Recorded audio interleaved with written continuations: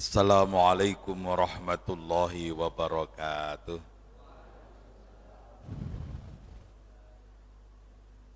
Alhamdulillah wala haula wala quwata illa billah. Asyhadu an la ilaha illallah wahdahu la syarikalah wa asyhadu anna Muhammadan abduhu wa rasuluhu la nabiyya ba'dah. Allahumma shalli ala Muhammad wa ala alihi wa sahbihi wa man walah. Ibu-ibu, bapak yang saya hormati, terlebih lagi pada bapak pengurus PCM yang hadir, pimpinan PKU, Ibu-ibu Aisyah dan keluarga besar Muhammadiyah Seruang yang insya Allah dalam limpahan rahmat Allah Subhanahu wa Ta'ala. Kalau yang muda-muda yang kecil-kecil dari mana ini? Oh, pesantren kita, siswa angkatan pertama ini. Alhamdulillah.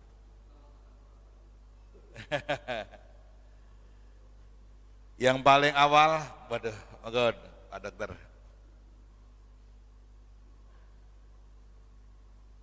Oke, enggak.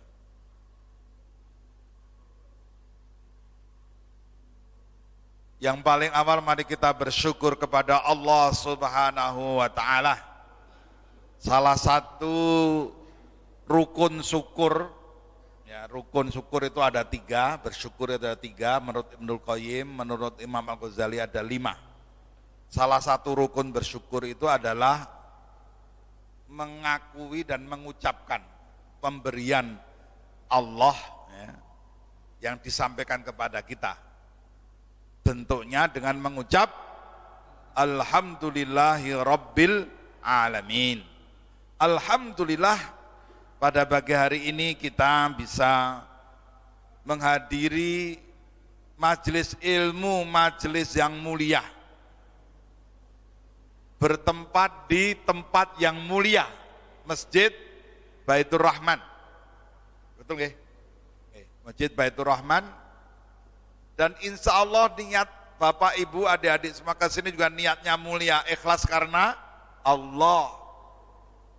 Berangkat niatnya mulia, mendatangi majelis yang mulia, di tempat yang mulia, rumah Allah. Mudah-mudahan 3 hal yang mulia tadi, niat, majelisnya, tempatnya yang mulia ini, menjadikan kita orang-orang yang dimuliakan oleh Allah Subhanahu wa Ta'ala. Insya Allah. Orang yang dimuliakan Allah, salah satu sebutannya adalah orang yang bertakwa. Inna akramakum indallahi atqakum. Sungguh orang yang paling mulia di sisi Allah adalah orang yang paling bertakwa. Orang yang bertakwa, orang-orang yang bertakwa. Kita yang bertakwa dimuliakan oleh Allah Subhanahu wa Ta'ala. Siapa saja, pangkatnya apa saja, sukunya apapun, gitu, kalau bertakwa dimuliakan oleh Allah. Karena sesungguhnya yang memuliakan kita bukan pangkat, jabatan, harta, kedudukan, tapi yang memuliakan kita adalah ketakwaan kita di mata Allah Subhanahu wa Ta'ala. Kalau mulia karena daging kambing, daging unta, daging sapi kemarin yang disembelih itu lebih mulia itu. Ya. Kalau mulia karena kulit, nah, kulit kambing, kulit sapi lebih mahal harganya. Kalau mulia karena pangkat ada batasnya, namanya pensiunan atau purnawirawan. Bahkan belum purna saja kalau bermasalah bisa hilang pangkatnya, bahkan dihina oleh orang lain. Gara-gara ulah satu orang, yang lain bisa kena. Saya punya teman alumni Ngeruki, dokter spesialis dari Undip, sekarang kepala rumah sakit sangat besar di Sulawesi Selatan, rumah sakit Bayangkara, rumah sakit terbaik di sana sekarang. Sedang persiapan bangun 9 lantai. santri, aktivis Muhammadiyah dulunya, teman saya ini, polisi, kombes, haji, bahkan pernah jadi konsul di Arab, gitu. Begitu pakai seragam, pakai mobil dinas, gitu. Padahal ini orang baik, begitu jalan juga diteriakin apa? Yang agak keras, diteriakin apa? Gak berani bilang, teriakin sambo. Polisi baris 17-an teriakin sambo. Padahal itu polisi baik-baik itu, yang ulah satu orang jenderal lagi Bang. Saya berani bilang begini karena sudah dinyatakan oleh Kapolri yang bersangkutan itu adalah sudah dicopot dan tersangka dan mengakui merencanakan pembunuhan. Nah Bapak Ibu yang saya hormati, itu kalau mulia karena pangkat ya seperti itu. Maka mudah-mudahan kita dimuliakan oleh Allah karena ketakwaan kita kepada Allah Subhanahu wa taala. Kita bersyukur hari ini masih diberi kesempatan hidup oleh Allah Subhanahu wa taala. Dikasih nikmat iman, dikasih nikmat Islam, dan kemudian dikasih nikmat hidup, waktu, kesempatan, dan kesehatan sehingga bisa rawuh di tempat ini. Kita syukuri. Kemarin kita 2 tahun lebih diuji oleh Allah, disapa oleh Allah dengan apa namanya? Covid, pandemi Covid. Yang stres tidak hanya dokter, perawat di rumah sakit, semua orang yang normal stres. Diuji oleh Allah pandemi Covid 2 tahun. Ada orang tua yang kehilangan anaknya atau putra putrinya, di Cerwang ada enggak? Orang tua yang kehilangan putranya ada karena Covid, wafat? Wonten Bu? Wonten. Ada anak yang kehilangan orang tua, ada? Ada. Di Jawa Timur itu istrinya ketua yang memegang LPCR itu siapa? Pak Sultan. Istrinya Pak Sultan, ketua PWM, salah seorang wakil ketua PWM meninggal, Covid.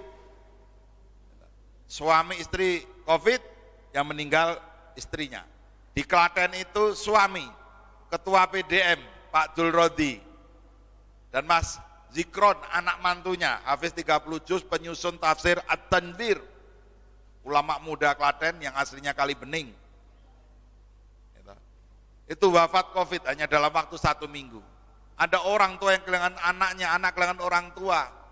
Ada mantu yang kehilangan besannya. Besan kehilangan mantunya. Ada istri yang kehilangan suaminya, bahkan ada suami istri yang dua-duanya wafat. Aktivis Muhammadiyah di Magetan, seorang dokter baru lulus, anaknya juga baru lulus di Unbro, pulang wisuda, ibunya kena Covid, bapaknya nyusul, dua-duanya dirawat di isolasi rumah sakit.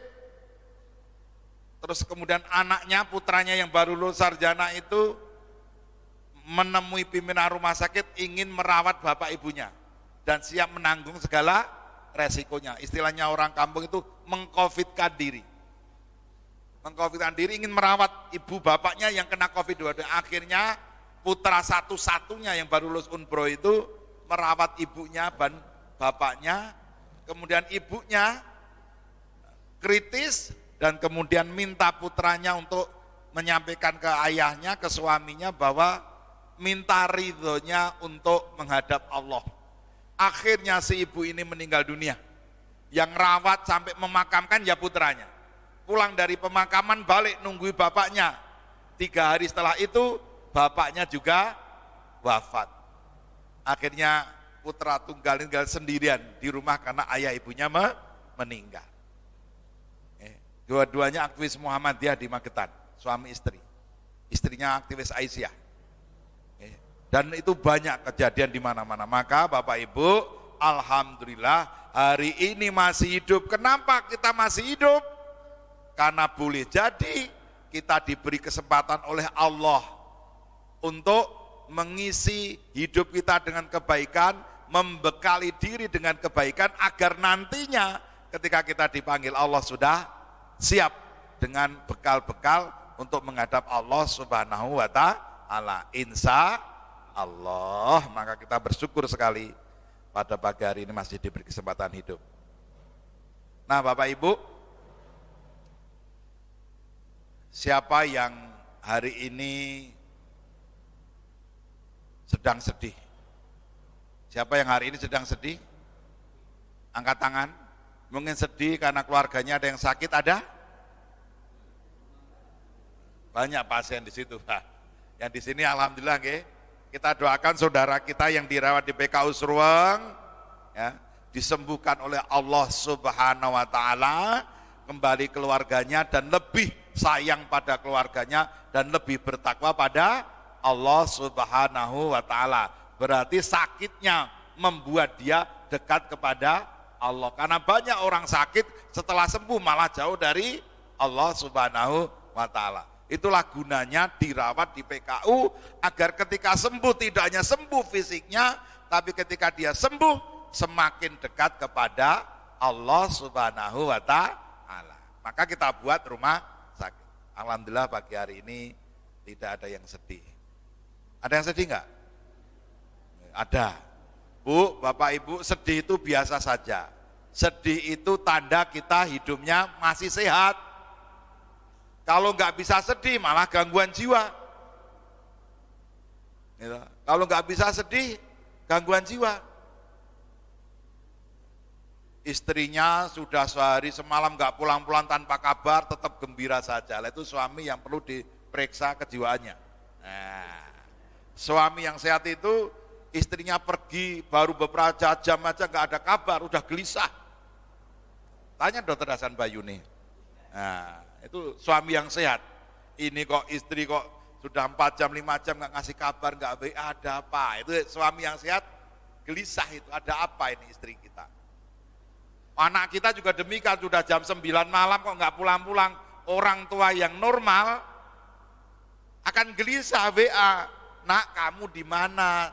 Jam 9 malam kok belum pulang. Saya sebagai ayah tanya istri saya. Saya datang di sini dengan istri saya, dengan anak paling kecil kami, Ragil. Nah itu, saya termasuk ayah yang rodok cerewet kalau anak perempuan saya jam 9 belum pulang. Istri saya tanya, anak saya WA, karena tanggung jawab dunia akhirat. Seperti itu. Nah Bapak Ibu, sedih itu sehat saja. Tapi kalau nggak bisa sedih gangguan jiwa, tetapi kalau sedih terus atau dikit-dikit sedih juga gangguan jiwa. Yang normalnya apa? Ya kalau seharusnya sedih ya sedih. Kalau seharusnya gembira ya gembira. Nah, tapi pagi ini kita akan bicara tentang bagaimana kita bergembira dalam bermuhammadiyah, bagaimana bergembira dalam menggerakkan cabang dan ranting di tempat tinggal kita masing-masing. Nah, Bapak Ibu, kita diajari oleh Islam, oleh Allah agar punya cita-cita, keinginan. Sampai Allah ngasih tuntunan doa, Rabbana atina fid dunya hasanah wa fil akhirati hasanah wa qina adzabannar. Kita semua harus punya cita-cita yang dibutuhkan dalam doa. Doa itu mesti sesuatu yang penting, sehingga kita minta pada Allah. Gitu. Tidak ada doa itu yang tidak penting. Lah ini doa yang ngajarkan langsung Allah kepada kita. Maka ini sangat penting agar semua umat manusia punya keinginan, cita-cita, sukses dunia, sukses akhirat, bahagia dunia, bahagia akhirat. Cita-citanya harus begitu, itu doktrin dari Allah, ajaran dari Allah. Sukses dunia akhirat dan dijauhkan dari api neraka. Jadi kita tidak boleh punya cita-cita ora apa-apa sengsara ning donya, sing penting ning akhirat selamat. Ketoknya kan benar itu Pak, tapi itu bertentangan dengan ajaran Islam. Semua orang Islam harus punya keinginan sukses dunia, sukses akhirat. Masalah hasilnya tidak seperti yang kita inginkan, itu urusan lain. Tapi semua harus punya keinginan, termasuk adik-adik santri Al-Kausar. Salah satu keinginan yang paling penting apa? Fid dunya hasanah wa fil akhirati hasanah. Selamat dunia, selamat akhirat, sukses dunia, sukses akhirat. Nah, itu deh. Ini cita-cita di atas cita-cita. Memang gitulah. Allah menuntutkan pada kita. Nah, Ibnu Abbas ketika menjelaskan tentang fid dunya hasanah, itu menjelaskan ada 7 hal yang akan membuat orang itu fid dunya hasanah, yang akan membuat manusia itu bahagia di dunia, termasuk pengurus cabang dan ranting. Warga Muhammadiyah, siapapun umat Islam akan bahagia di dunia kalau bisa mewujudkan 7 hal ini. Yang pertama adalah qalbun syakirun, yaitu hati yang selalu bersyukur kepada Allah Subhanahu wa Ta'ala, diri yang selalu senang bersyukur. Sampai kita berdoa saja kan, Rabbi auzi'ni an ashkura ni'mataka allati an'amta alayya wa ala walidayya wa an a'malan shalihan tardahu wa aslih li fi dzurriyyati inni tubtu ilaika wa ini minal muslimin. Kita sampai mohon pada Allah akan menjadi orang yang bersyukur, karena bersyukur itu tidak mudah, tidak semua orang bisa bersyukur. Bahkan orang tua diperintahkan oleh Allah sebelum mengajarkan tentang akidah kepada anak, akhlak kepada anak, ibadah kepada anak, sopan santun kepada anak, ngajar ke sholat, orang tuanya dulu harus nama Bapak Ibu bersyukur. Sebelum la tusyrik billah, Allah memerintahkan kepada ayah namanya Luqman harus terlebih dahulu nama anishkur lillah, bersyukur dulu kepada Allah, maka kamu baru bisa ngajari anak-anakmu tentang nilai akidah, tentang nilai ibadah, tentang nilai akhlak, tentang muamalah. Quran surah Luqman ayat 12 sampai 19. Maka mari kita bersyukur pada Allah Subhanahu wa Ta'ala, dikasih umur, dikasih suami, dikasih istri, dikasih keturunan, dikasih harta, pangkat, jabatan, semua kita syukuri, bersyukur kepada Allah, membuka diri menerima kebaikan. Yang kedua, memiliki pasangan hidup yang soleh dan solihah. Kalau ibu-ibu istrinya, suaminya belum soleh, doakan mudah-mudahan suaminya soleh. Kalau suaminya masih belum benar, doakan suaminya benar. Bu, setelah menikah ibu-ibu, para suami yang jenengan nikah itu enggak sesuai dengan yang ibu bayangkan, ingat enggak? Sesuai enggak?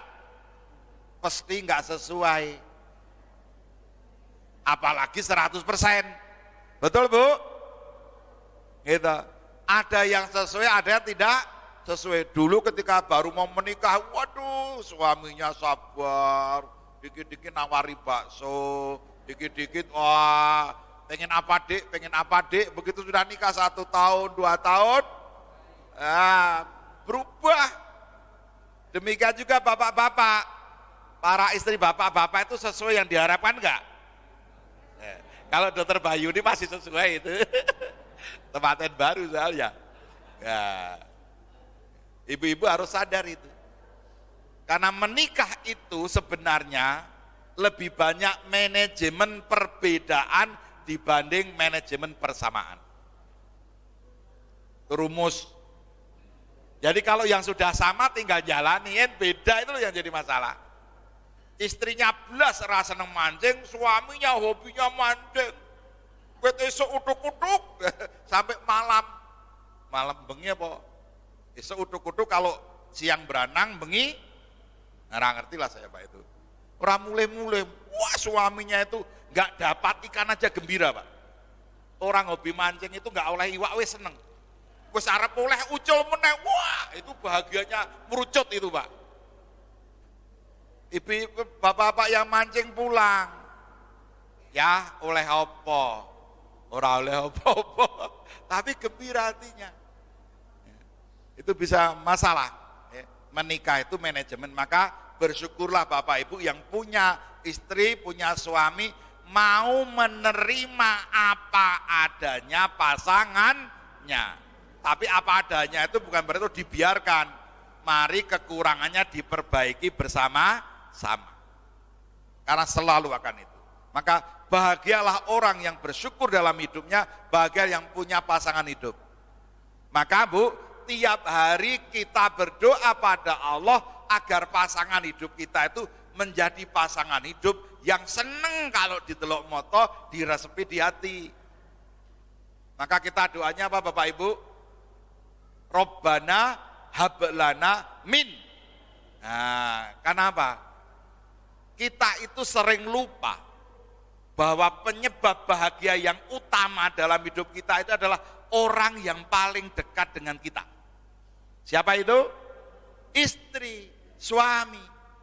Tapi kebalikannya, sumber stres utama itu juga orang yang paling dekat dengan hidup kita. Bayangkan, punya istri satu, solehah, wah bahagia. Apalagi 4. Yang solehah kabeh. Tetapi di Muhammadiyah tidak punya kebiasaan itu. Ya, di Muhammadiyah itu para aktif itu istri pertamanya perserikatan, baru istri keduanya itu istri sendiri. Sama dengan saya dulu pernah jadi tentara, Bapak Ibu, saya pernah jadi tentara, saya pernah jadi polisi, didoktrin. Istrimu itu yang pertama senjatamu. Istri sesungguhnya nomor 2. Itu resikonya jadi tentara begitu. Ya, ini guyonan tapi ada benernya juga. Maka ibu-ibu yang punya suami pengurus Muhammadiyah aktivis harus ngerti. Hidupnya dibagi-bagi, istri pertama dan istri kedua. Oh kalau nggak gitu geger terus itu. Ya. Ya gitu nggih. Di pasangan hidup yang soleh dan solehah itu disyukuri Bapak Ibu. Wah ini betul. Kalau istri saya itu nggak memaklumi saya ngurusi LPCR, hampir tiap Sabtu Minggu keluar kota, wah, itu bisa masalah rumah tangga saya. Bapak Ibu, ini maka kita doa. Demikian juga yang ketiga, anak yang soleh dan solihah. Maka doa, Robbana hablana. Karena apa Bu? Allah ingin mengingatkan kita semuanya, yang akan menyebabkan kamu bahagia atau stres itu adalah istrimu dan anakmu. Suamimu dan anakmu sebenarnya. Kalau istrinya orang lain selingkuh, kan hanya istrinya tetangga. Paling ya mesake ya bojone. Tapi kalau istri kita yang selingkuh, suami kita yang selingkuh, gimana itu Bu? Songsoro. Songsoro. Maka kita bersyukur punya pasangan yang soleh dan soleh. Adik-adik, mudah-mudahan para santri Al-Kautsar itu adik-adikku jadi anak yang soleh dan solihah. Sehingga orang tua itu seneng. Tiap hari disuruh doa sama Allah, ya Allah, kasih aku pasangan hidup dan anak keturunan yang qurrata ayun. Resep, dilihat itu seneng gitu. Lebih-lebih kalau ibu lihat suaminya tanggal muda kan kelihatan ganteng gitu ya. Kalau tanggal tua rada elek lah gitu ya. Kemudian lingkungan yang kondusif, maka kita bermuhammadiyah agar punya teman, punya lingkungan yang kondusif, yang mendukung kita beramal soleh. Mungkin ada di antara bapak yang sendirian di kampungnya Muhammadiyah, tetapi kan punya teman di pengurus ranting, punya teman di di cabang. Itu kumpulan lingkungan non fisik, lingkungan yang sepaham dengan kita, maka kita seneng. Dan seterusnya termasuk harta yang halal, kemudian seneng memahami agama. Jadi salah satu kebahagiaan menurut Ibnu Abbas adalah seneng memahami agama dan mengamalkannya. Nah, seperti itu. Mengapa kita harus bergembira dalam hidup ini dan dalam menggerakkan Muhammadiyah? Karena Rasulullah salah satu tugasnya adalah basyira wa nadhira. Gitu. Quran surah Al-An'am ayat 48. Jadi Rasulullah saja diutus oleh Allah selain sebagai rahmatan lil alamin adalah apa? Menyampaikan dengan Islam itu, dengan Quran itu, menyampaikan kegembiraan kepada manusia. Agar orang itu hidupnya gembira di dunia, juga selamat di akhirat. Maka ada Islam itu agar hidup kita di dunia itu gembira. Agar hidup kita itu bahagia. Maka Rasulullah ditugasi itu ya, oleh Allah buat itu manusia dengan Islam itu menjadi gembira hidupnya. Beri kabar gembira tentang surga. Beri kabar gembira kalau kamu mengamalkan agama dapat pahala. Kalau kamu mengamal agama hidupmu akan benar dan benar.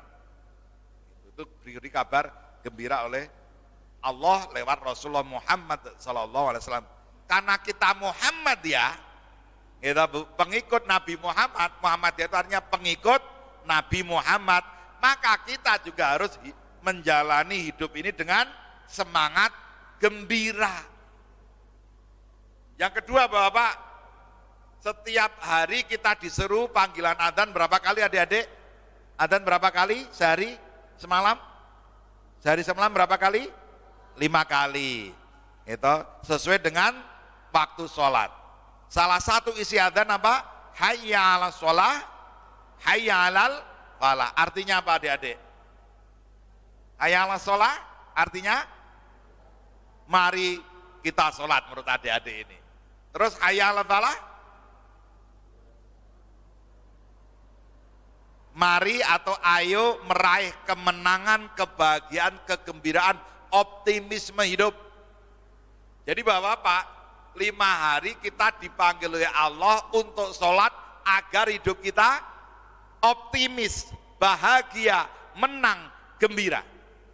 Berarti orang Islam pahamnya apapun, kelompoknya, organisasinya apapun, kalau sholat berangkat dengan gembira, pulangnya juga dengan gembira.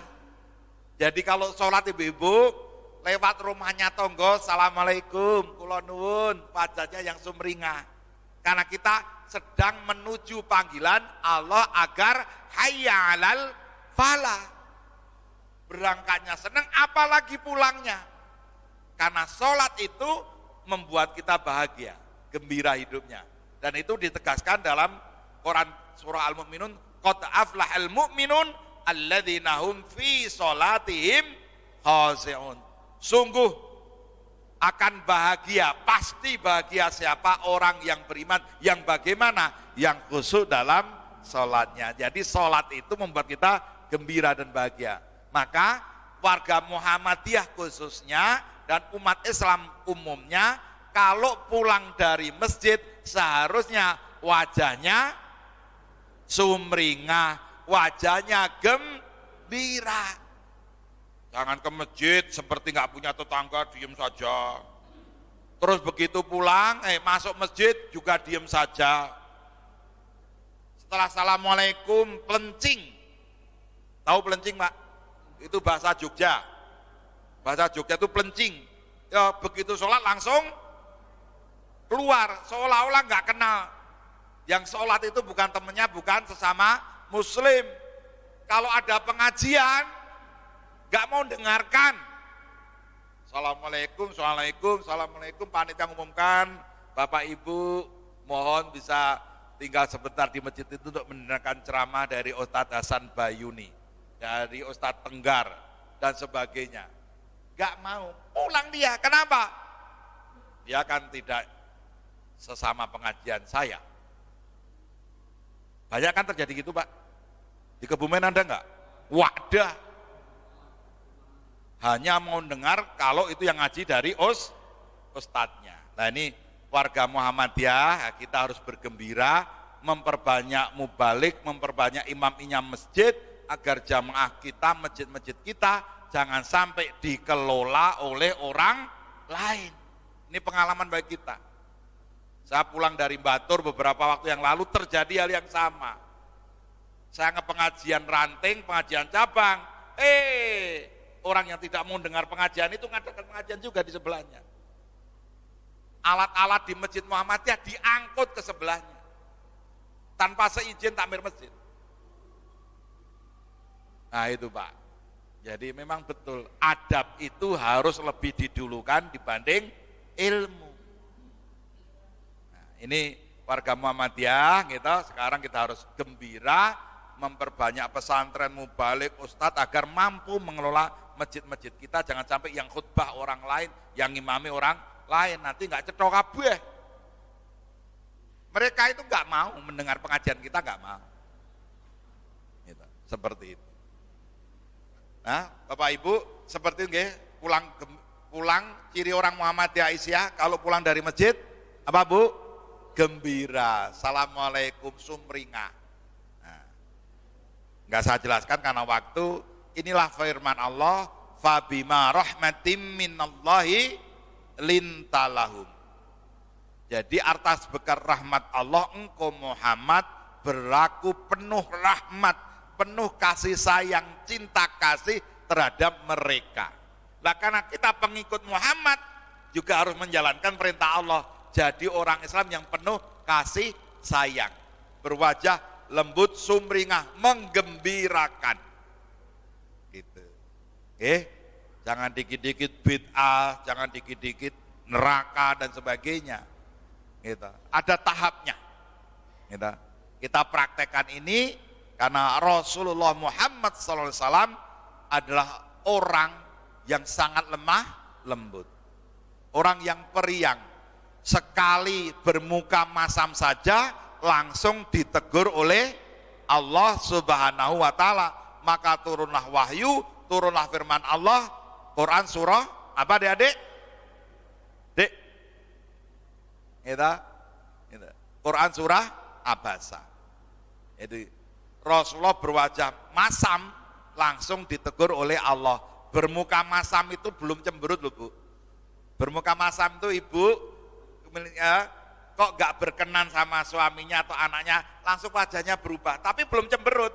Padahal masih biasa, tapi berubah warnanya. Bermuka masam. Kalau cemberut kan jelek. Baru begitu aja Allah langsung tegur, berarti Rasulullah itu ramah. Bahkan ada seorang yang bercerita bahwa beliau ini setiap ketemu Rasulullah, sahabat ini apa? Rasulullah itu tidak pernah membuang muka, selalu wajahnya berseri-seri, bahkan Rasulullah itu menyapa duluan sahabat. Bayangkan itu Pak.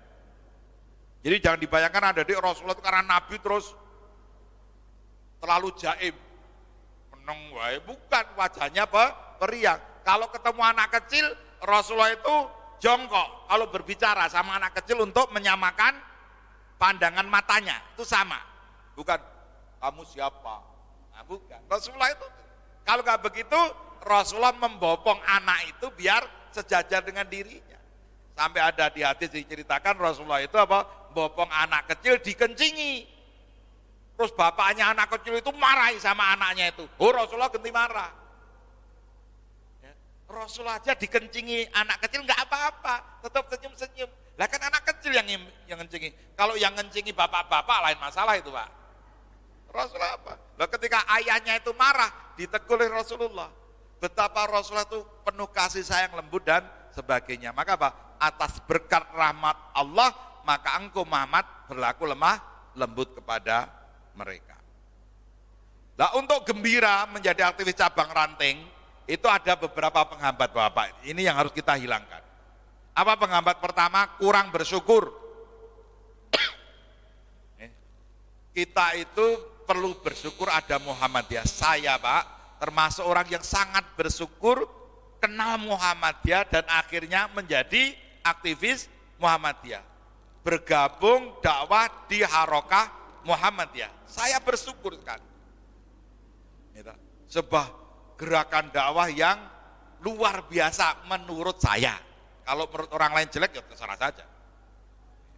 Dan kita warga Muhammadiyah harus bersyukur dengan Muhammadiyah ini. Kemudian apa? Kita bisa melakukan dakwah di berbagai aspek kehidupan.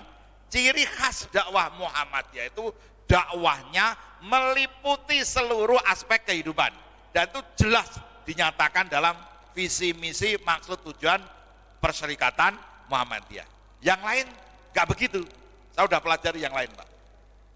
Ikhwanul Muslimin itu top, tapi titik tekannya pilarnya politik. Nah gitu Pak. Beda. Muhammadiyah seluruh aspek politik tetap diperhatikan karena politik bagian dari keislaman kita. Tapi tidak boleh semua orang Muhammadiyah langsung terjun ke politik, bubar semua Pak. Kalau ada kader-kader yang bakat di politik, silakan dakwah lewat politik. Nah, dakwah kita meliputi seluruh aspek kehidupan. Nah, ini yang membuat kita bersyukur. Saya termasuk bersyukur Muhammadiyah itu opo-opo diurusi. Ya memang Islam itu Pak. Islam itu kita diperintahkan masuk Islam secara kafah, meliputi seluruh aspek kehidupan, keutuhan ajarannya, termasuk kalau ada bencana maka Muhammadiyah harus secepatnya menolong orang yang kena bencana. Maka kita punya LPB, kita punya MDMC, bahkan ketika COVID kita punya MCCC. Satu-satunya gerakan Islam, perkumpulan Islam sampai membuat tim khusus bagaimana menghadapi COVID. Itu bagian dari mengamalkan Quran dan Sunnah untuk menyelamatkan nyawa manusia.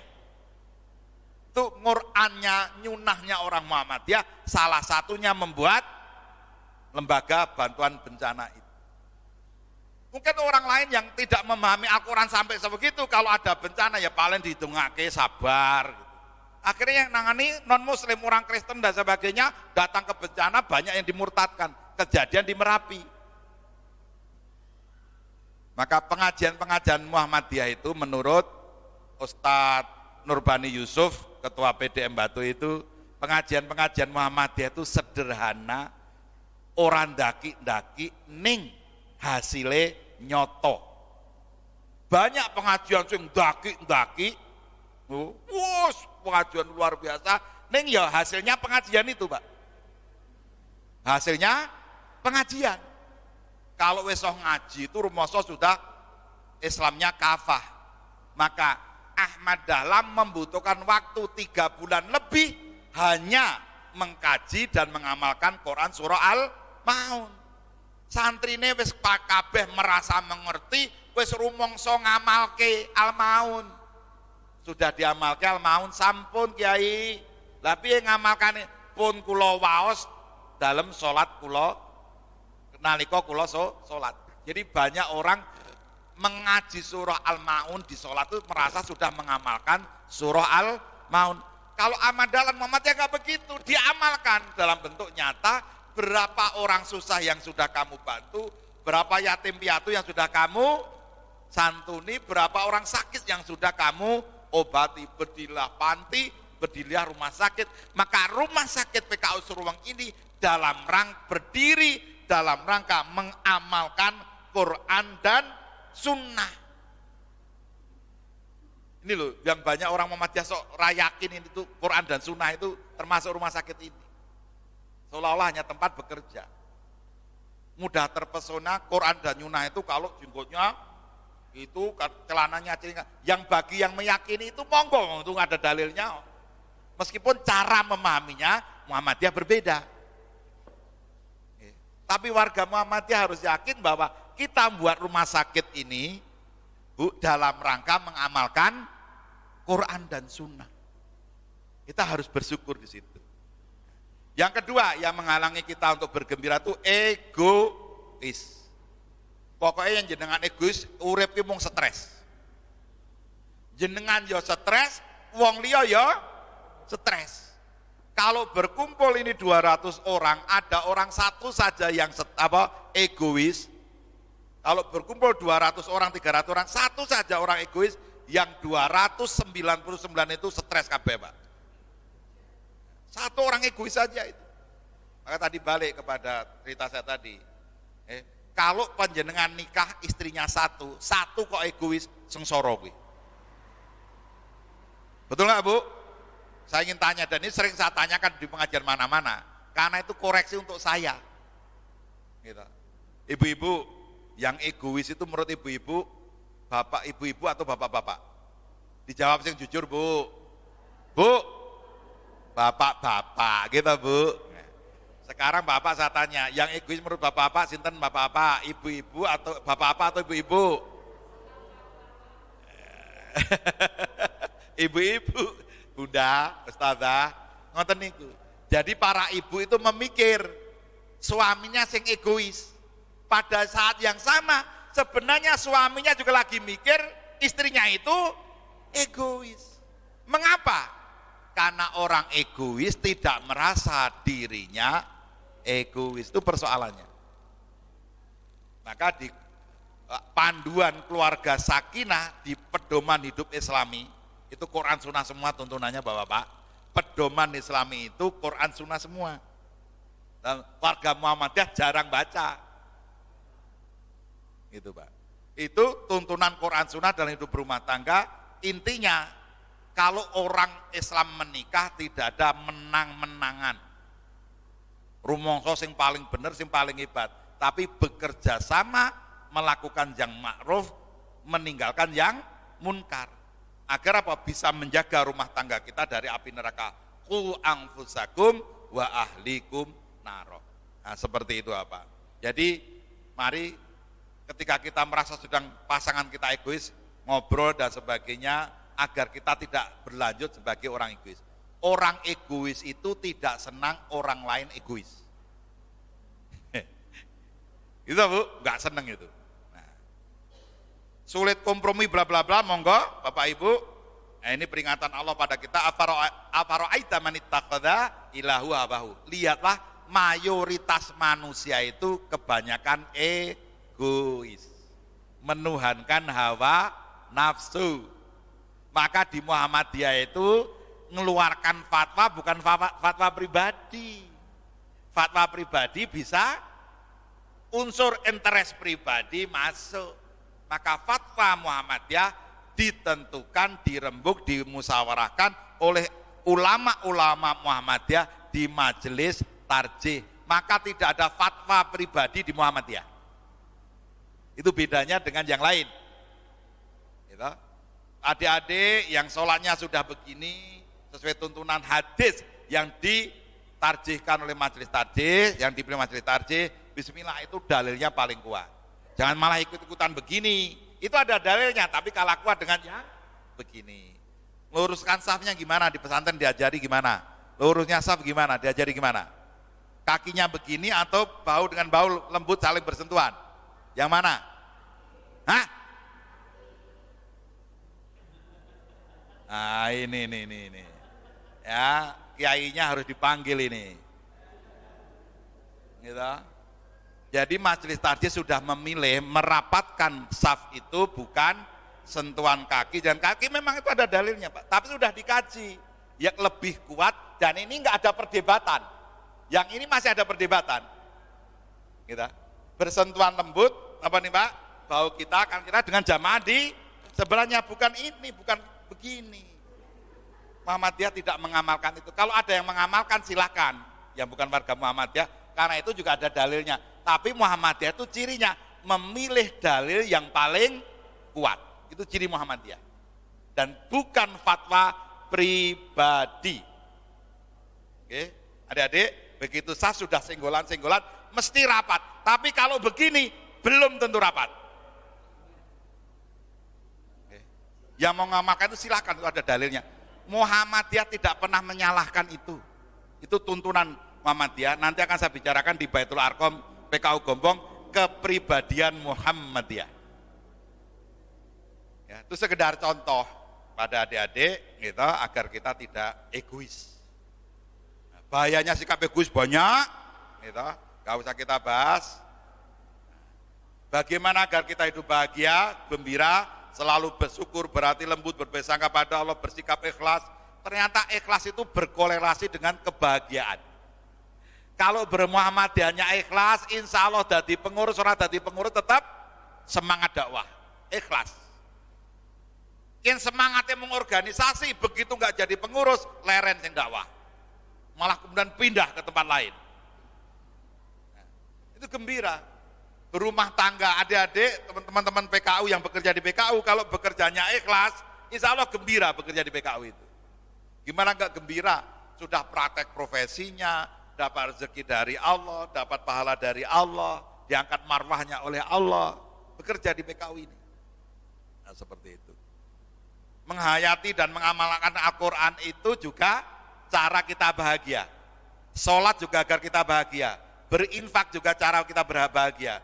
Maka Quran surah Al-Baqarah yang memerintahkan kita beriman pada yang gaib, menegakkan sholat, kemudian menginfakkan sebagian rezeki kita dan seterusnya, itu ditutup dengan ulaika ala hudam mir rabbihim wa ulaika humul muflihun.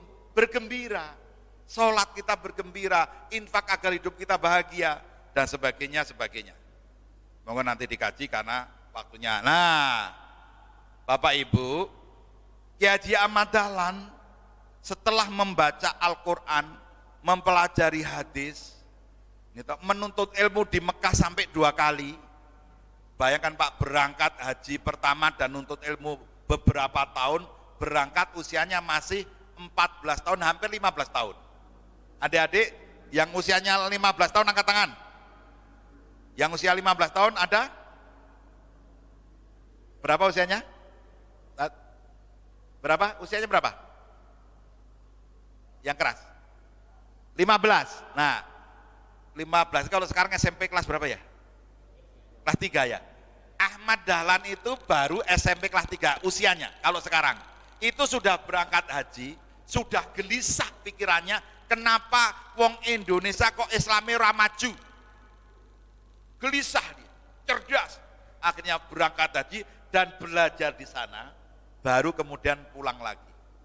Pulang sebentar, berangkat haji lagi yang kedua dan menuntut ilmu lagi. Salah satu yang didalami pada haji yang kedua adalah kristologi. Atas permintaan Sultan Hamengkubuwono membiayai haji yang kedua, dan salah satu yang harus didalami adalah kristologi. Maka sepulang haji yang kedua, Ahmad Dahlan di samping ilmu-ilmu agama yang dipelajari adalah kristologi. Yang kemudian membuat beliau kalau ada pastor zending datang ke Jawa, ke Jogja, Magelang, ditemui, diajak diskusi. Bahkan pernah ada kisah sempat tanda tangan, siapa yang kalah dalam berdebat harus jujur masuk agama yang menang. Nah, kan luar biasa itu Pak. Ya, sampai begitulah. Setelah memahami Quran dan Sunnah, salah satu kesimpulan Ahmad Dahlan adalah kita harus membuat perserikatan, perkumpulan, jamaah, jam'iyah. Ya, gerakan, harus membuat gerakan, berkumpul, mengamalkan Quran dan Sunnah agar Islam itu maju. Maka didirikanlah Muhammadiyah. Jadi Muhammadiyah didirikan bukan karena nafsu berorganisasi, tetapi dalam rangka mengamalkan Quran dan Sunnah. Maka kita kalau dituduh asobiyah, wong Muhammadiyah itu asobiyah, karena apa? Berorganisasi. Ada Pak, zaman sekarang ada paham gitu, yang mengharamkan organisasi, yang membid'ahkan organisasi, yang mengasobiyahkan organisasi. Maka mereka nggak punya ketua umum, sekretaris, nggak ada. Seperti itu, ada zaman sekarang ini. Di Banjarmasin itu Muhammadiyah dijuluki wong organisasi, orang organisasi. Dan itu menjadi bahan cemoohan orang organisasi. Karena apa? Dianggap tidak Quran dan tidak sesuai dengan sunnah. Padahal Muhammadiyah meyakini berserikat, berkumpul, rapi, berjuang itu perintah Quran dan sunnah. Podo-podo memahami hasilnya itu Pak. Nah, bagi kita membuktikan orang-orang yang menolak organisasi pun dalam kenyataannya membuat organisasi. Apa bentuknya Pak? Apa bentuknya? Yayasan. Yayasan itu organisasi nomor mboten. Nah, organisasi. Itu membuktikan ijtihad Kiai Haji Ahmad Dahlan dalam memahami Quran Sunnah benar. Karena yang ditolak pun oleh mereka ternyata membuat organisasi. Dan seterusnya lah. Maka setelah memahami Quran, ini penting modal kita gerakan Muhammadiyah. Kiai Haji Ahmad Dahlan menulis maksud dan tujuan Muhammadiyah, memajukan dan menggembirakan pengajaran dan pelajaran agama Islam. Ini kurang agama Islam, agama Islam di Hindia Nederland. Kenapa Hindia Nederland? Waktu itu Indonesia belum lahir dalam bentuk negara. Sebagai kumpulan suku bangsa, kesultanan tidak ada, tapi Indonesia dalam bentuk negara belum ada. Maka waktu itu disebut Hindia Belanda atau Hindia Nederland. Bayangkan Pak, Ahmad Dahlan menyimpulkan Quran, membuat gerakan untuk apa? Memajukan. Kenapa? Karena Islam itu sebuah ajaran yang maju. Kalau mengamalkan Islam maka akan maju hidupnya. Terus apa? Yang kedua, menggembirakan. Kalau orang mengamalkan Islam maka hidupnya akan gembira. Bagaimana itu? Harus disampaikan dengan pengajaran dan pelajaran yang baik.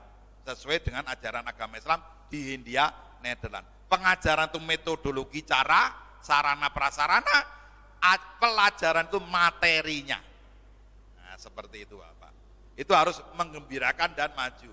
Rumah sakit Muhammadiyah harus maju dan menggembirakan. Sekolah-sekolah, alhamdulillah, insya Allah SD Al-Kautsar SD yang memajukan dan menggembirakan. Bukan SD yang memundurkan dan menyetreskan. Nah, sekarang itu sekolah malah do stres ya Pak, gitu. Apalagi COVID nggak, sekolah do stres, ibu stres, bapaknya guyang-guyu orang tau neng omah. Nah, termasuk saya itu. Anaknya stres, ibu stres, gurunya apa meneh? Wah, harus buat video, harus video call, harus itu. Sekolah harus menggembirakan.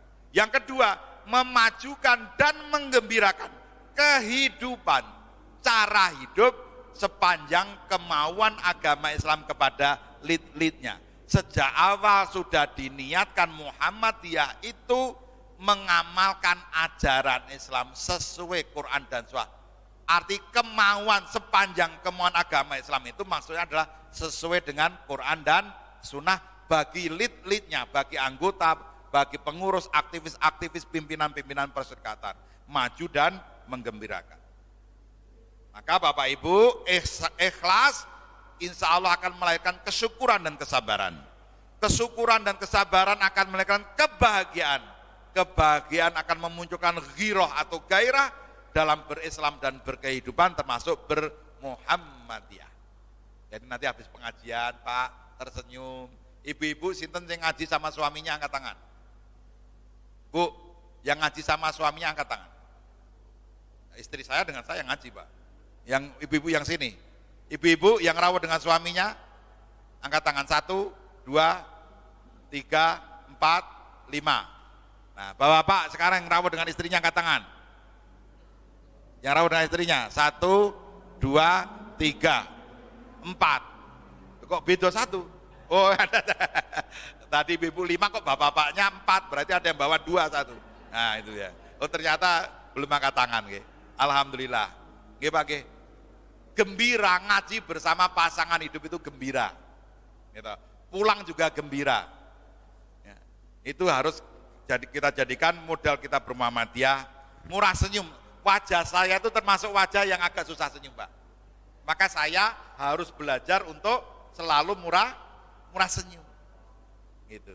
Karena apa? Kalau murah senyum insya Allah awet nom, gak gampang sakit dan sebagainya. Kok kolesterol ora mudun-mudun, darah tinggi gak mudun-mudun, ternyata apa? Ora tahu guyu, nah, ora tahu mesem. Ibu gampang kalau mau naikkan tekanan darah, wes, pokoknya rasa terlalu apa? Jarang senyum, cemberut, nanti darahnya cepat naik Bu. Nah. Mengapa kita harus bahagia dalam bermuhammadiyah, gembira di cabang dan ranting? Karena apa? Kita bermuhammadiyah itu berislam, bermuhammadiyah itu beribadah, bermuhammadiyah itu berdakwah, berilmu, beramal, berorganisasi. Berorganisasi itu hanya salah satu bentuk bermuhammadiyah. Yang lainnya ini Pak, berjihad, berkorban, rahmatan lil alamin, sukses, bahagia dunia dan akhirat. Ini penting. Yang kita perjuangkan bukan Muhammadiyah, yang kita perjuangkan Islam. Dalam rangka dakwah, dalam rangka ibadah, dalam rangka dakwah. Semua amal usaha dibuat dalam rangka berislam, berdakwah, beribadah. Semuanya begitu. Ya, seperti itu Bapak Ibu yang saya hormati. Mengapa kita harus bahagia dalam bermuhammadiyah yang selanjutnya? Karena Islam menginginkan kita hidup bahagia dunia dan akhirat. Maka bermuhammadiyah itu seharusnya membuat kita bahagia. Jangan sampai habis setiap rapat mulai nesu-nesu. Mulai apa ya Pak? Rapat selalu gaya rapat Muhammadiyah mulai malah nesu-nesu. Kan setiap rapat Muhammadiyah mulai nesu-nesu, rasa rapat, rasa melu Muhammadiyah. Loh kenapa? Kamu nesu-nesu terus? Ya. Maka Bapak Ibu kalau rapat Aisyah, rapat Muhammadiyah, pulang seharusnya kita gembira. Kalau belum bawa oleh-oleh, gitu, bungkus, bawa pulang. Kalau perlu sangoni duren. Nah, kalau rapat LPCR itu yang pengurus LPCAPP itu Pak, kalau sudah rapat diunggah duren, pusing datang paling lengkap. Ini kamu pitik, bebek, sing teko paling 9, 10 itu. Kalau durian teko 13, 14, 15 itu Pak. Ternyata LPCRPP lebih memilih durian dibanding ayam. Nah itu. Ini bahagia. Yang selanjutnya kita di Muhammadiyah diajar berjuang dengan ikhlas, maka akan gembira. Kemudian apa? Kita berdakwah amar ma'ruf nahi mungkar agar menjadikan kita orang yang bahagia. Yad'una ilal khair wa ya'muruna bil ma'ruf wa yanhauna 'anil munkar wa ulaika humul muflihun. Bermuhammadiyah berdakwah agar kita gembira. Muhammadiyah akan mengantarkan kita ke pintu gerbang surga, Jannatun Naim, surga Firdaus insyaallah. Tinggal kita mau masuk atau tidak, disiapkan sudah di pintu gerbang, mau masuk atau tidak terserah kita masing-masing. Wes disiapkan pintu gerbangnya apa Pak? Kota infak itu pintu gerbang. Kalau nyemplungi berarti kita mau masuk. Gitu. Nolong bencana, ngobati orang sakit itu pintu-pintu gerbang Jannatun Naim. Dengan diri yang bahagia, maka akan membuat kita sehat, panjang umur, serta membuat orang tertarik untuk berislam dan bermuhammadiyah. Banyak Pak sekarang di Eropa, Amerika itu orang berbondong-bondong masuk Islam setelah lihat langsung ajaran Islam dan perilaku orang Islam yang baik budi pekertinya. Penutup kesimpulan ini Bapak, setelah kula mengunjungi cabang ranting unggulan nasional di mana-mana, termasuk Seruang ini, ditemukan beberapa nilai yang membuat cabang ranting itu maju. Satu, ranting cabang yang maju itu mampu mengelola masjid dan pengajian yang makmur. Masjidnya dikelola dengan baik, pengajiannya juga dikelola dengan baik. Kalau se-PCM Seruang yang datang segini, ini sudah baik. Karena Muhammadiyah di Kecamatan Seruang ada 1% atau tidak? Enggak ada. Itu termasuk akeh Pak. Tapi ada ranting yang pengajiannya saja ranting 1.500. Namanya Blimbing Rejo, Jeporo itu Pak. Satu ranting yang mayoritas warganya Muhammadiyah. Ya wajar sana banyak karena memang mayoritas. Kalau saat Seruang Muhammadiyah enggak ada 1% yang datang segini, alhamdulillah. Jadi masjid dikelola dengan makmur, pengajian hampir semua cabang ranting yang hidup maju unggul pasti punya masjid yang dikelola dengan baik dan pengajiannya dikelola dengan baik. Itu tanda Muhammadiyah hidup dan orangnya gembira, ngaji, seneng ngaji. Karena ngaji rutin itu paling berat Bu. Wong sholat akeh, ning sholat neng masjid titik, betul nggak? Tapi luwih titik lagi orang yang gelem ngaji rutin. Gak percaya Pak? Oh iya, saya sering tanya Pak, di Seruang ini yang muslim berapa persen? 99%? Oke. Dari 99% yang sholat berapa persen? Bu? 50%? Oke. Wah, apik tenan Seruang yang 50%. Ya. Dari 50% yang sholat itu, berapa persen yang rutin berjamaah di masjid? Berapa Bu? 5%, 10%. Ya. Dari 5%, 10% yang mau jamaah ke masjid itu, berapa persen yang bersedia rutin ngaji? Lebih sedikit lagi Pak. Nah 2%, dari 2% itu ya toh, kemudian yang rutin ngaji, itu berapa persen yang ikhlas ngajinya? Bukan, yang ngerti, yang ngaji ngerti berapa persen? Ngaji ini Pak, yang ngerti berapa persen? Nah, itu bisa dicek secara ilmu. Rata-rata maksimal 30%. Nah dari 30% yang ngerti pengajian pagi ini, berapa persen yang mengamalkan?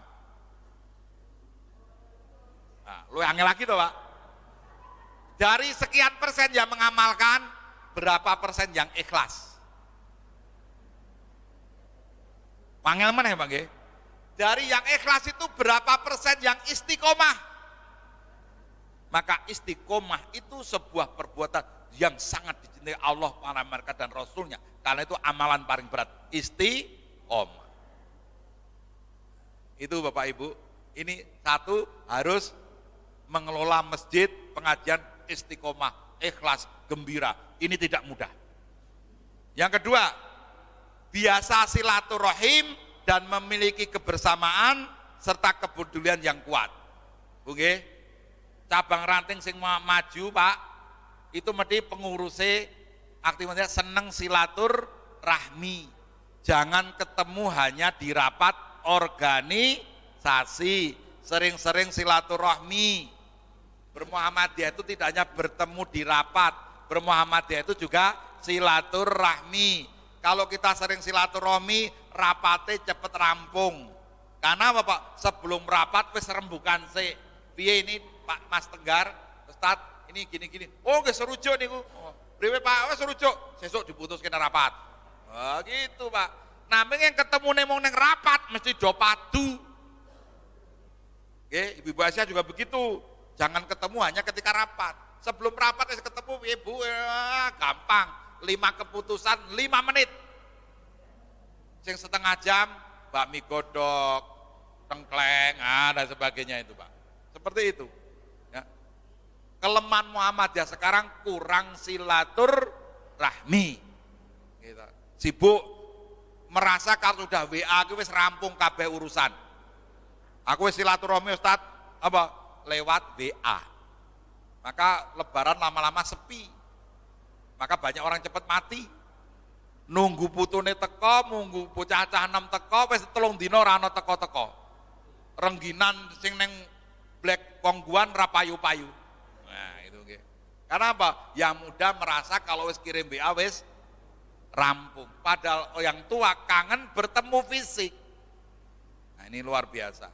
Yang ketiga, tingginya partisipasi angkatan muda Muhammadiyah dan Aisyah. Pokoknya ning Muhammadiyah kalau cah nom-nom do akeh kemruyu, ibu-ibu Aisyah rame mesti Muhammadiyah urip. Ning cah nome ora ana, ibu-ibu Aisyah ya wis ora ana, kuwi tanda-tanda Muhammadiyah sebentar lagi sakaratul maut.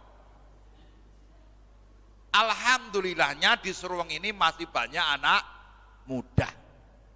Insya Pak Direktur utamanya rumah sakit masih muda. Ketua PCM-nya termasuk ketua PCM termuda di Indonesia. Ya, Pak Tenggar itu. Sini, terus Sempor, terus Sulawesi Selatan, Limbung, nah itu muda-muda itu Pak. Ya, 30-an tahun. Cilengsi, ya, itu muda juga, muda-muda.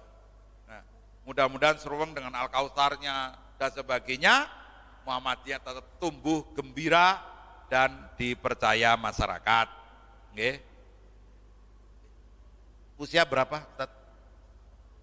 42. Usia berapa, Ustaz? 27. Wah, perpaduan manis lah, masih muda-muda lah. Nah, saya pernah ngaji, Pak. Sing komputer niku ya wis bapak-bapak. Delok ngene di makane sampe ngeten iki. Canome iki neng ndi? Orang-orang tua semua. Nah itu tanda-tanda Muhammadiyah itu. Ya, harus muda-muda seperti di Seruang. 4. Mampu melaksanakan rapat secara rutin dan sering. Wah, kabeh PCM cabang ranting sing maju Pak, itu rapatnya sering. Silaturahminya sering, rapatnya sering. Ojo nganti rapat sesasi pisan. Cabang ranting yang maju itu minimal rapatnya seminggu sekali, bahkan esok seminggu ping 7 Pak, sepekan 7 kali. Nah, setiap maghrib bapak-bapak mari kumpul di masjid, sholat jamaah bersama jamaah Muhammadiyah. Setelah itu rapat. Gunung Pring dulu itu sempat mempraktekkan seperti Gunung Pring, ranting terbaik di Indonesia tahun 2017. Gunung Pring itu sangat sering rapat. Rapat pokoknya malam Jumat atau Jumat malam, saya lupa itu Pak. Tapi di luar itu sering rapat dengan apa? Pengurusnya mengunjungi dan sholat berjamaah ketika sholat maghrib baru pulang sholat isya. Ngumpul ke bahan rapat dengan jamaah sekaligus ngumpul ke bahan untuk rapat ranting yang rutin itu. Nih nanti rapat ranting minggu pertama di istri pertama, rapat ranting minggu kedua di istri kedua. Kebetulan ketua ranting Gunung Pring itu istrinya 2 bapak. Kan nggak apa-apa juga, ibu-ibu jangan marah-marah.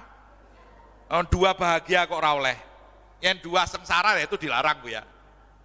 Itu teman saya dulu bendahara IPM, begitu lulus kuliah jadi pengusaha dan minta izin bapak, saya tetap bermuhammadiyah lewat ekonomi, tapi belum mau jadi pengurus. Setelah toko bangunannya di mana-mana, Ustadz Rahmat Abdul Ghani, kemudian Musran datang, kepilih menjadi ketua ranting dan rantingnya menjadi ranting paling maju se-Indonesia. Ibu bapak bisa sekolah cabang ranting di Gunung Pring, dekat dari sini nggak ada 1 jam, ya paling lebih ya 1 jam lah itu. Gunung Pring punya TK lebih dari 1, SD-nya unggulan terbaik, SMP-nya unggulan juga, SMA-nya satu-satunya sekolah semi militer tingkat SMA milik Muhammadiyah se-Indonesia itu miliknya ranting Muhammadiyah Gunung Pring. Kenapa muncul ide-ide cerdas? Karena sering rapat. Semakin jarang rapat semakin bodoh. Semakin sering rapat semakin cerdas, Pak. Ada yang komentar, Pak Jamal ajeng rapat ke ngopo kok sering-sering rapat. Rapat niku Pak, ono masalah ora ono masalah rapat. Kalau ora ono masalah tugas rapat mencari masalah. Ternyata kalau sering rapat masalah itu tambah banyak. Berapa kampung yang belum ada Muhammadiyahnya? Berapa masjid Muhammadiyah yang tidak ada imamnya? Berapa masjid Muhammadiyah yang SK kepengurusannya belum SK pimpinan cabang atau pimpinan ranting? Berapa masjid Muhammadiyah yang belum makmur? Ketemu banyak sekali. Nah, itu yang keempat. Ya. Kemudian memperhatikan dan memanfaatkan media dakwah, media informasi yang maju-maju, termasuk Seruang ini termasuk cabang yang maju karena sekecil apapun sudah memanfaatkan media informasi. Ada sinema Simpang 5, ada podcast Simpang 5-nya itu. Mohon itu berat tapi harus diteruskan Dok, Mas Tenggar. Harus diteruskan. Dan itulah makanya dakwah itu berat. Ini kok sing liya ya iso itu, Pak. Dan Seruang punya modal untuk itu. Wong Seruang itu enggak usah ngomong lucu aja wis lucu kok. Saya itu karena istri saya orang Banyumas, Pak. Kalau istri saya bicara Banyumas dengan mertua saya, saya itu bahagia sekali. Blekutuk, nah gitu. Itu warak. Kasihan istri saya di rumah nggak bisa bahasa Banyumas. Karena anak-anaknya juga nggak bahasa Banyumas. Kalau pulang baru keluar aslinya. Kemudian yang keenam adalah bermuhammadiyah dengan gembira. Semua cabang dan ranting itu kalau saya datang yang maju-maju itu, wah itu nampak sekali kegembiraannya. Seneng gitu Pak, bermuhammad itu gembira. Ya. Bermuhammadiyah dengan gembira dan kompak, serta aumnya tumbuh berkembang dan maju bersama Perserikatan Muhammadiyah. Nah demikian Bapak Ibu yang saya hormati, mudah-mudahan ada manfaatnya. Mari kita bermuhammadiyah dan gembira, kita sambut Muktamar Muhammadiyah ke-48 di Solo. Salah satu kredonya yang terakhir adalah menggembirakan, di samping mencerahkan, memberdayakan, menggembirakan. Silakan datang ke Solo, spanduk baliho itu yang terakhir muncul kata menggembirakan. Karena di Indonesia ini sedang terjadi apa Pak? Arus yang beda. Hidup bukan menggembirakan tapi menyedihkan. BBM naik terus. Kasus Sambo petang sasi rampung. Saingannya Sambo hanya pesulap merah. Viralnya 2 itu kan. Ya itu. Maka kita mudah-mudahan bangsa Indonesia semakin maju, semakin dekat pada Allah dan ridho Allah Subhanahu wa taala. Insya Allah. Mohon maaf bila ada kesalahan. Assalamualaikum warahmatullahi wabarakatuh. Waalaikumsalam warahmatullahi wabarakatuh. Jazakumullah khair pada Ustaz yang telah menyampaikan materinya pada kesempatan pagi hari ini. Waktu sekarang sudah 7:30 kurang 5 menit. Ya, dari materi yang disampaikan sangat menarik ya. Pencerahan begitu banyak yang menginspirasi bagaimana dinamika jalannya berorganisasi bermuhammadiyah. Bicara Muhammadiyah adalah beramal, berdakwah, beribadah. Dan 3 kata ya yang dirangkai: ikhlas, bersyukur, gembira. Ya. Kalau mau gembira tanpa syukur, tanpa ikhlas tidak mungkin. Harus melalui proses ini. Baik, sekarang waktu saya kembalikan kepada jamaah.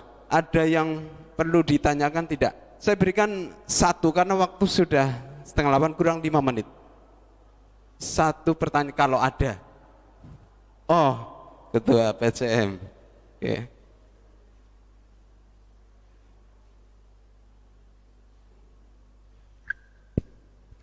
Assalamualaikum warahmatullahi wabarakatuh. Ada sebuah pesan menarik dari Mas Mansur. Ketika kita memiliki cita-cita tinggi, sebaiknya beristri 1 gitu ya Pak, kalau tidak salah, kepada Buya Hamka waktu itu. Tapi kalau tidak memiliki cita-cita tinggi ya nggak apa-apa, istrinya 2. Itu salah satu pesan dari Mas Mansur kepada Buya Hamka waktu itu. Lah ini saya pengen pesan dari Pak Jamaluddin bahwa istri-istri aktivis Muhammadiyah kadang kita kan perlu memotivasi. Ini ketika sang suami sedang berdakwah di dalam Muhammadiyah harus mensupport. Kadang sedih Pak, kadang jadi istri-istri aktivis itu bukan perlu support. Saya ingat ketika Ahmad Dahlan waktu itu putranya sakit, beliau tidak kunjung menjenguk, terus menjenguk, mendoakan si anak, terus aktif lagi bermuhammadiyah. Ini kan pesan-pesan moral yang sangat menarik. Lah ini kebetulan ada Ibu Jamal, saya kira perlu disemangati teman-teman NA kita, teman-teman Aisyah kita, bagaimana memotivasi istri dan nasiah yang nantinya akan menjadi istri-istri aktivis Muhammadiyah. Mungkin itu saja Pak, kurang lebihnya saya maaf. Bila bisa bilhaq. Assalamualaikum warahmatullahi wabarakatuh. Assalamualaikum warahmatullahi wabarakatuh. Bapak Ustaz. Terima kasih Ustaz Tenggar yang saya hormati.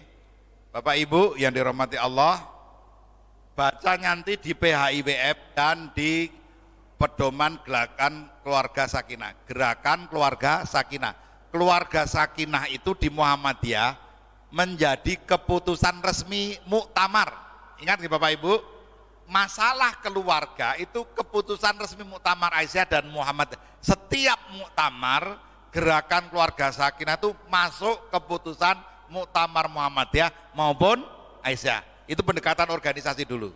Artinya Bapak, kalau Bapak Ibu pengurus organisasi Muhammadiyah, Aisyah, Urtum dan sebagainya karena keputusan muktamar, maka masalah keluarga sakinah harus menjadi bagian penting dari program dan kegiatan perserikatan Muhammadiyah.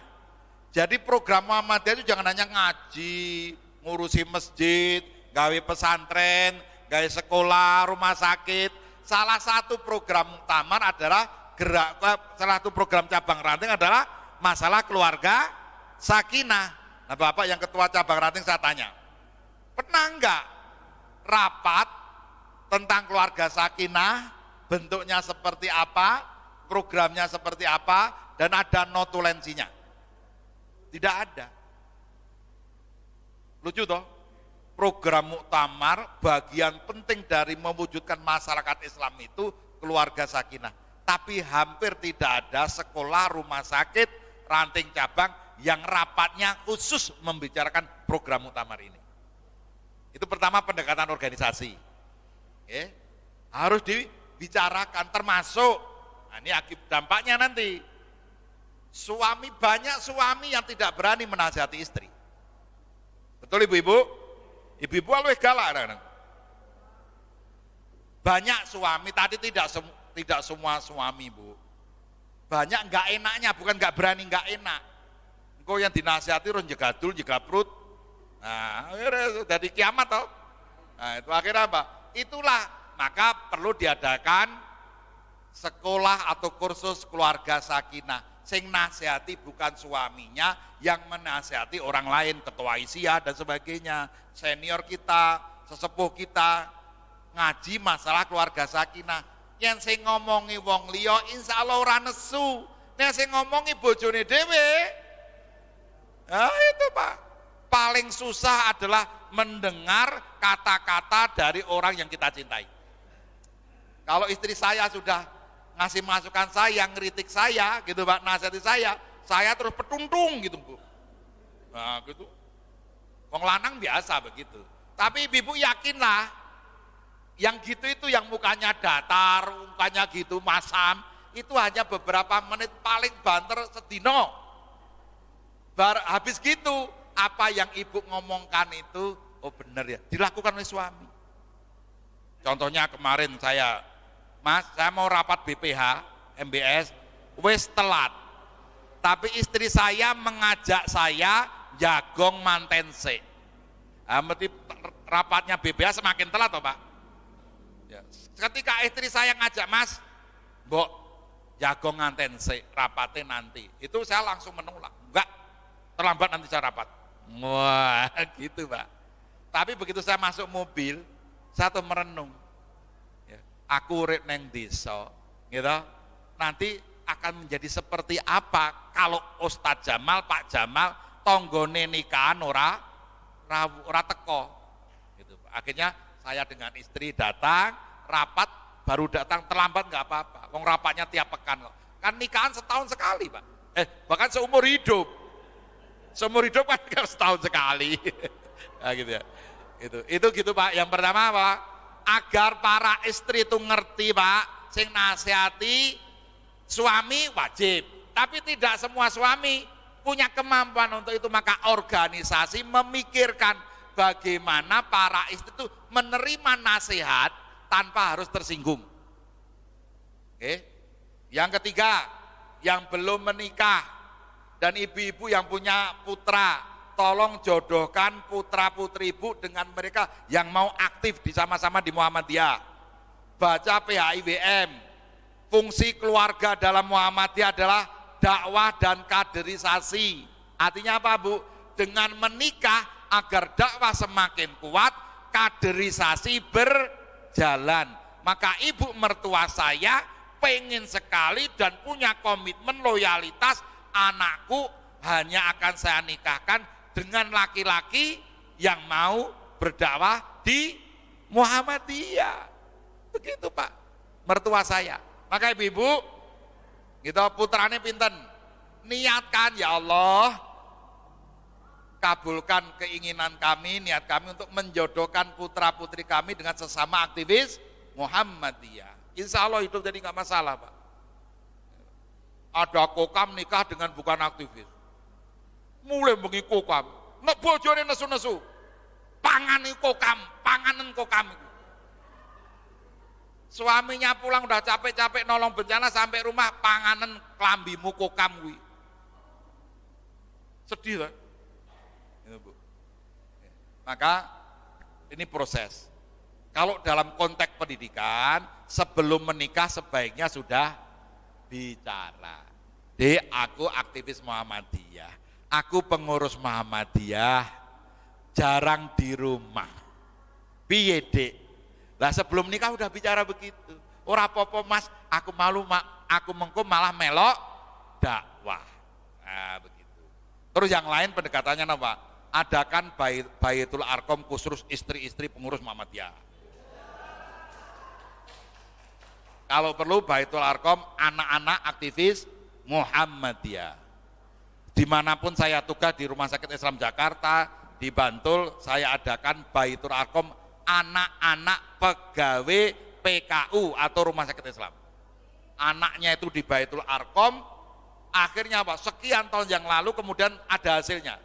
Saya tiba-tiba ditelepon oleh ketua IMM Sukoharjo. Assalamualaikum Ustadz, masih ingat saya? Kaget saya. Saya Ustadz peserta Baitul Arkom, anak pegawai Rumah Sakit Islam Cempaka Putih. Baitul Arkom di Sentul Ustadz. Waktu itu saya kelas 4 SD. Sekarang saya kuliah di UNS dan saya ketua IMM. Padahal anak ini belas orang kenal Muhammadiyah, Bu. Monggo agar istri kita dan suami kita, anak kita bersama-sama dalam keluarga dakwah kita. Insya Allah. Makasih. Ya, terima kasih ya tambahan dan masukannya, materinya. Waktu sudah 5:30 ya, baiknya kita akhiri saja karena waktu sudah. Bapak-bapak, nyun sewu, saya ingin mengumumkan baju yang saya pakai ini Bu, ini seragam LPCR, Lembaga Pengembangan Cabang dan Ranting. Ada 2 seragam, yang satu gambarnya LPCR, yang satu gambarnya Muhammadiyah, terus ada tulisan ranting itu penting, cabang harus berkembang. Baju ini dicetak, batik ini dicetak, dibiayai oleh PCM Seruweng dan PKU Muhammadiyah Seruweng. Nah, seragam ini sudah diresmikan oleh Pak Haidar Nasir ketika cabang Ranting Award, seragam resmi untuk aktivis cabang ranting se-Indonesia. Karena Seruweng yang membiayai, ya toh, maka nanti pengurus-pengurus ranting juga pakai seragam seperti ini. Nah, gitu loh. Ini ungkapan terima kasih saya. Ini yang membiayai. Di seluruh batiknya itu ada tulisan didukung oleh PCM Seruweng dan PKU Seruweng. Nah, itu Pak. Di wong se-Indonesia ngerti Pak. Baju ini dibiayai oleh Muhammadiyah Seruweng. Maka terima kasih pada Ketua PCM, pada Pak Hasan Bayuni, Pak Dokter dan semuanya. Seruweng ikut menyumbang sebuah batik nasional cabang dan ranting. Nah, termasuk Mas Alan ini pengurus LPCR PPA asalnya Surabaya, itu juga punya seragam cabang dan ranting. Ini. Ranting itu penting, cabang harus berkembang. Insya Allah. Ini hanya ngumumkan aja Pak. Terima kasih. Ya, sekilas memang kita tidak melihat sampai ke situ Pak Ustadz. Ya, melihatnya ya pakai batik gitu kan. Batik ya ciri khasnya orang Jawa gitu kan. Oke, baik, terima kasih. Ya. Waktu sudah jam 7:30. Bijaksananya memang kita akhiri dan insyaallah di bulan Oktober ya, di waktu dan tempat yang sama kita bisa dipertemukan kembali dalam kajian kita. Baik, kita akhiri kajian pagi ini dengan bacaan hamdalah bersama. Alhamdulillahirabbil alamin. Dari kami banyak kekurangan, mohon maaf. Akhirul kalam, billahi taufik wal hidayah. Wassalamualaikum warahmatullahi wabarakatuh.